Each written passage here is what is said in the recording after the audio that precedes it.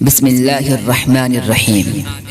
حضرت عامر رضی اللہ تعالی عنہ نبی کریم صلی اللہ علیہ وسلم کی خدمت میں حاضر ہو رہے تھے۔ ایک درخت پر انہوں نے ایک گھونسلہ دیکھا جس میں چھوٹے چھوٹے بچے تھے۔ چڑیا کہیں گئی ہوئی تھی، ان کو وہ پیارے لگے، اچھے لگے، ان کو انہوں نے اٹھا لیا۔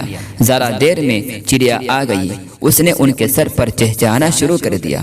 وہ ان کے سر پر اڑتی رہی، چہچہاتی رہی۔ وہ صحابی رضی اللہ تعالی عنہ سمجھ نہ پائی۔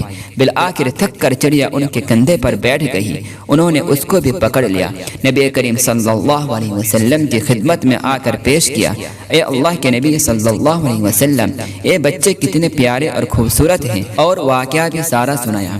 نبی کریم صلی اللہ علیہ وسلم نے بات سمجھائی کہ ماں کے دل میں بچوں کی اتنی محبت تھی کہ پہلے تو یہ تمہارے سر پر اڑتی رہی، فریاد کرتی رہی، میرے بچوں کو آزاد کر دو، میں ماں ہوں، مجھے بچوں سے جدا نہ کرو۔ مگر آپ سمجھ نہ سکے تو اس ننھی سی جان نے یہ فیصلہ کیا کہ میں بچوں کے بغیر تو نہیں رہ سکتی، میں اس آزادی کا کیا کروں گی، میں بچوں سے جدا ہوں، اس لیے تمہارے کندھے پر آ کر بیٹھ گئی۔